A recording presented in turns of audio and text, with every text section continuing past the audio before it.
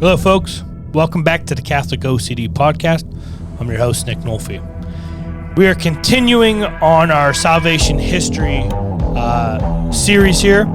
This is our third episode, and today we're going to go through Abraham. So stay tuned. I hope you enjoy this. This is a very important episode, and you really need to know this stuff in order to be able to read the New Testament.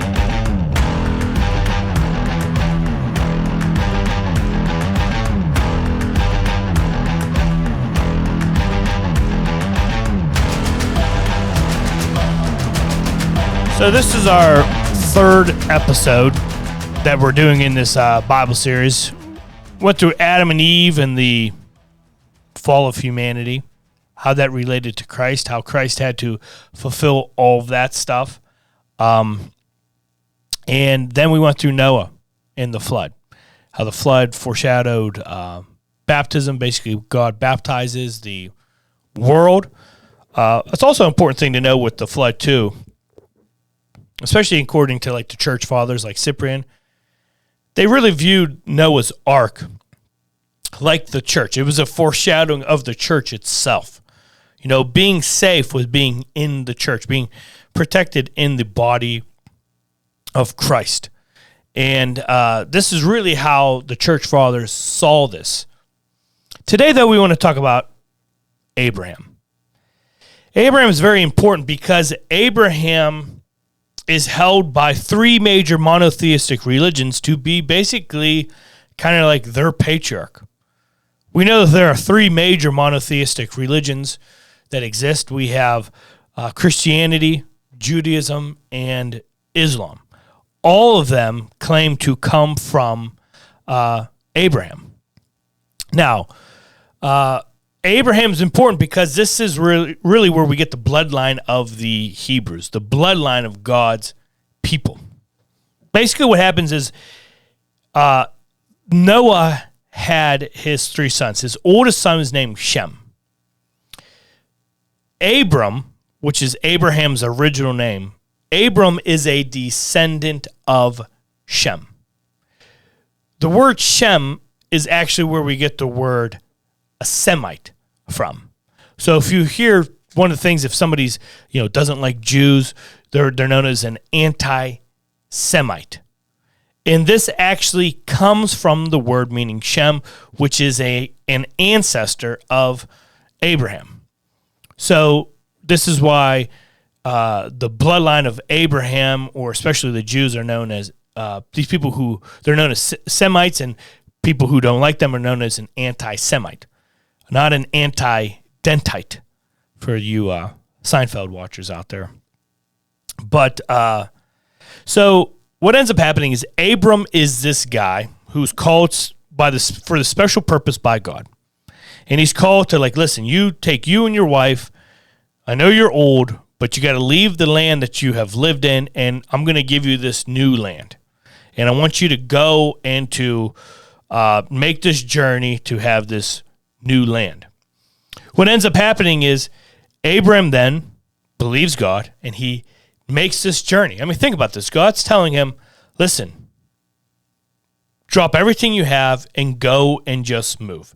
And Abram's one of these people who listens and says, okay, yeah, that's no problem.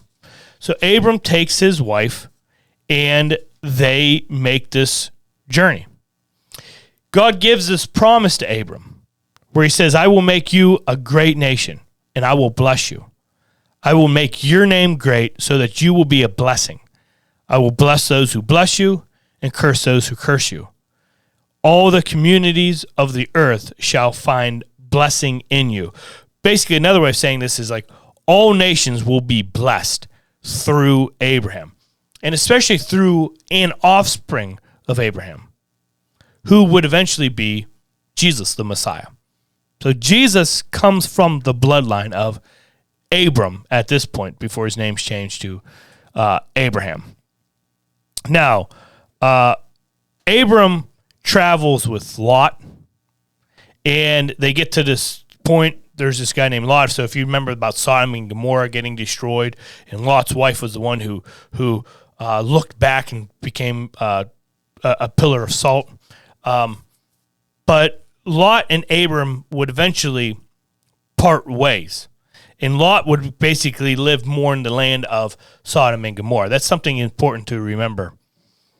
What happens now, though, is as Abram's traveling, he's kind of like this nomad. He's traveling with his wife. They go through Egypt. As they go through Egypt, Abram knows that his wife, Sarai, is how she's referred to at this time. He knows that she's beautiful. And he says, listen, when we get to Egypt, people are going to see you. They're going to know that you're beautiful. And if they want to lay with you, basically, they might try to kill me. So when we get there, just say that you're my sister. And this is what they do. And when they go into Egypt, basically like the henchmen, the servants of Pharaoh, see her, they see her beauty, and they decide to bring her up to Pharaoh. Pharaoh sleeps with her. In gratitude to Abram, who, he thinks basically like Abram gave basically his sister to Pharaoh. Pharaoh gives Abram like all this cattle and all the stuff, even like a slave servant, a girl named Hagar. And so now Abram has some stuff now, right? He kind of just really accumulated some wealth. The problem is God curses Pharaoh with these plagues, Pharaoh and his whole family, because he slept with the wife of Abram. When this happens, Pharaoh's like, why did this happen? And then he realizes, or he finds out, that it's because Sarai is the wife of Abram.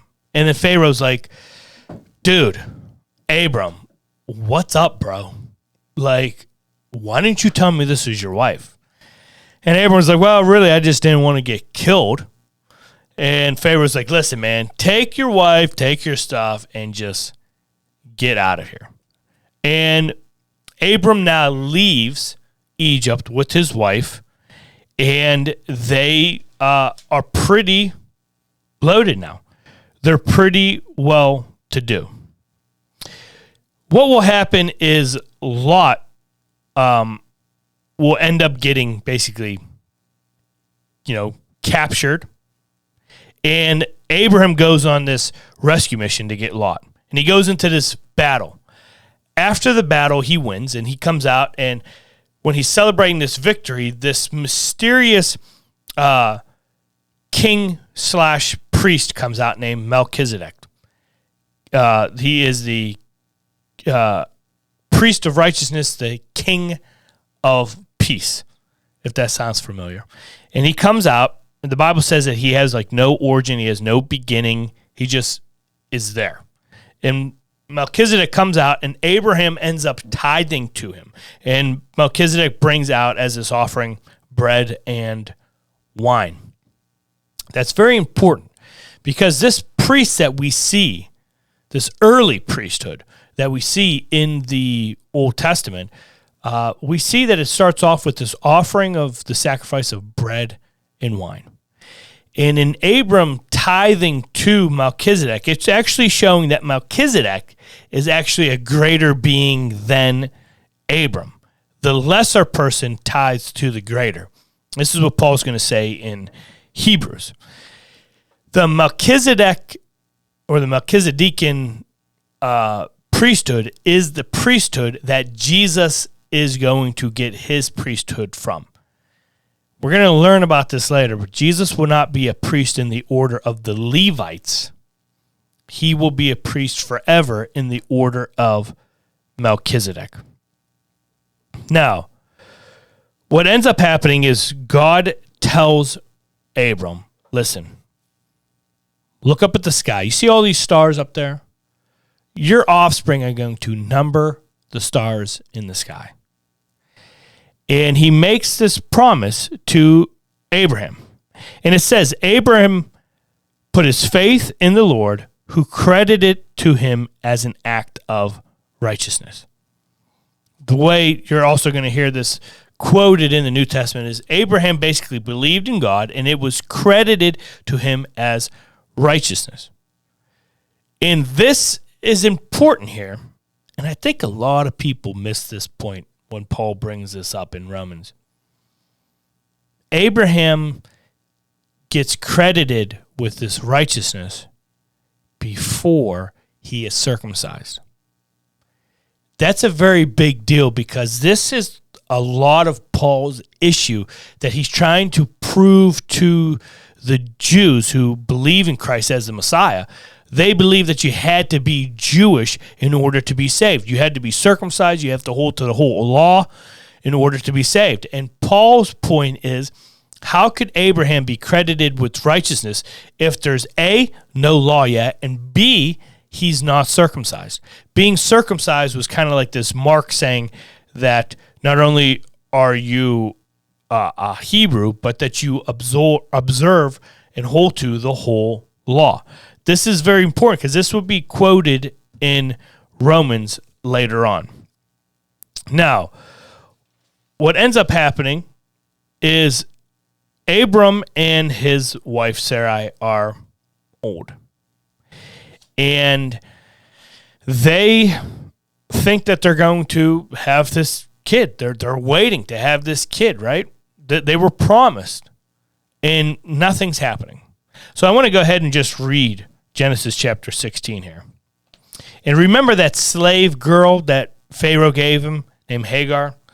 Remember that, because listen, Abram's wife Sarai had borne him no children. She had, however, an Egyptian maidservant named Hagar. Sarai said to Abram, "The Lord has kept me from bearing children. Have intercourse, then, with my maid. Perhaps I shall have sons through her." Abram heeded Sarai's request. So Abram's wife says, "Hey, you know the maid? Why don't you sleep with the maid? That probably sounds like a good idea." And Abram's like, "No, if I have to, It takes him about 5 seconds to be like, "Yeah, all right, I'll heed your request." So Abram sleeps with Hagar. And then, thus, after Abram had lived 10 years in the land of Canaan, his wife Sarai took her maid, Hagar the Egyptian, and gave her to her husband, Abram, to be his concubine. He had intercourse with her, and she became pregnant. When she became aware of her pregnancy, she looked on her mistress with disdain. So basically, picture this like an episode of The Young and the Restless. Sarai's like, "Abram, it's been 10 years. Just maybe you should just sleep with your maid, and maybe this could be our kid." And Abram's like, "Okay, I'll do it." And then this is all Sarai's idea. And then all of a sudden, Hagar gets pregnant. And as soon as Sarai finds out Hagar actually was able to get pregnant, then all of a sudden she starts to look at Sarai with this bitterness and with this jealousy. And basically, you can actually feel bad for Hagar. She's kind of used as a pawn in this whole thing. So then it says, so Sarai said to Abram, "You are responsible for this outrage against me. I myself gave my maid to your embrace, but ever since she became aware of her pregnancy, she has been looking on me with disdain. May the Lord decide between you and me." Abram told Sarai, "Your maid is in your power. Do to her whatever you please." Sarai then abused her so much that Hagar ran away from her. So basically, Sarai tells Abram, "Sleep with your maid servant. I give you to her as your concubine." Then she gets pregnant, and she's like, "Abram, this is all your fault. You did this to me." And honestly, you hate to sound mean, but if we were watching a movie, Sarai would be the person, you know what? Nobody likes her. And somebody might be listening to be like, "That's blasphemous. That's Sarai. That's the mother of our people." And I'm like, yeah, I don't know. Judge for yourselves. So now, basically, she says, you got to pick. Is it Sarai? Or, is it Hagar? Or is it me? Because it's not going to be both of us. We're not both staying in this house. I tell you that right now. And Abraham's like, listen. she's yours. You do whatever you want with her. So basically, Sarah's like, I know what to do. I'll treat her like crap. And Sarai begins treating her so bad that Hagar, this pregnant woman, runs away. Now, the Lord's messenger found her by the spring in the wilderness, the spring on the road to Shur. And he asked, Hagar, maid of Sarai, where have you come from and where are you going? She answered, I'm running away from my mistress, Sarai. But the Lord's messenger told her, go back to your mistress and submit to her abusive treatment. I will make your descendants so numerous, added the Lord's messenger, that they will be too many to count. Besides, the Lord's messenger said to her, you are now pregnant and shall bear a son. You shall name him Ishmael, for the Lord has heard you. God has answered you. Now, this is important here because we said that both the Jews and the Muslims come from Abram. They both claim to come from Abram. The difference is, though, the Jews are going to claim to come not only from Abram, but then from Abram's son Isaac. But the Muslims don't claim to come from Isaac. They claim to come from Ishmael. Ishmael is the son of Hagar. Ishmael is the son of the slave. And we see this as Hagar's in the wilderness, and she's basically, probably, getting ready to die or to starve to death. The messengers come, and then, you get this messenger of the Lord telling her, like, listen, you're pregnant right now, and you're pregnant with this child. You're going to name him Ishmael. I've heard your prayers, and Ishmael's going to have so many offspring you can't even count them. So this is the Muslim people or the Arab people that we're talking about here. But listen to this thing with Ishmael. Then the prophecy was that he shall be a wild ass of a man, his hand against everyone, and everyone's hand against him. In opposition to all his kin shall he encamp. So basically, Ishmael's told that he's going to kind of be this wild child and struggle with violence against his neighbor, against everybody, and against his kin. A key thing to remember this, too, is you can really look at, when you look at the difference between like what Christianity refers to as God as Abba, or from the Hebrew of Abba, which is really like this intimate word meaning like father, like daddy. There's this great CD disc talk you can listen to by Dr. Scott Hahn, and it's called Abba or Allah. And it's really kind of shows there's a unique distinction between the way that us as Jews or as Christians can look at God versus the way that Muslims can look at God. And really what it is we Jews and especially Christians look at God as Father in this very intimate language. We view him as Father. And we are our faith comes from the faith of Isaac, who was the actual legitimate son, the son that was loved by Abraham. When you see this connection between our faith in this relationship with Abram was the son of Isaac was the son of the free woman. Sarai didn't look at Abram as like a slave master over her, but she looked at him as a husband. So Isaac looks at Abram as a father. The relationship with Ishmael and Hagar with Abram is different, though. Hagar looks at Abram as a slave master. She is not his beloved wife. She is his slave. And Ishmael views himself that same way. He wouldn't look at Abram as like this loving father. He looks at him as a slave master. And this is why in Islam today, if you were to refer to Allah as Father, you honestly could be killed. You could. It's viewed as blasphemy. They don't believe that Allah or that God is our Father. He's our master. We are not his children.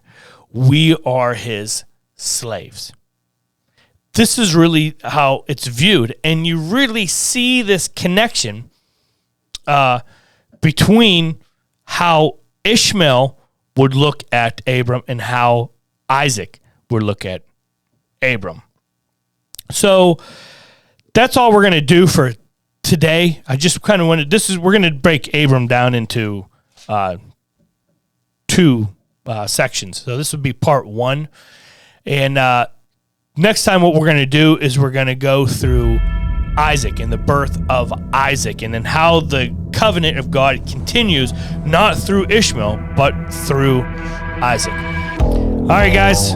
Thanks for watching the show. I'm your host, Nick Nolfi. Don't forget to like and subscribe, and I hope you got a lot out of this. All right, guys. We will see you next time. This is the Catholic OCD Podcast.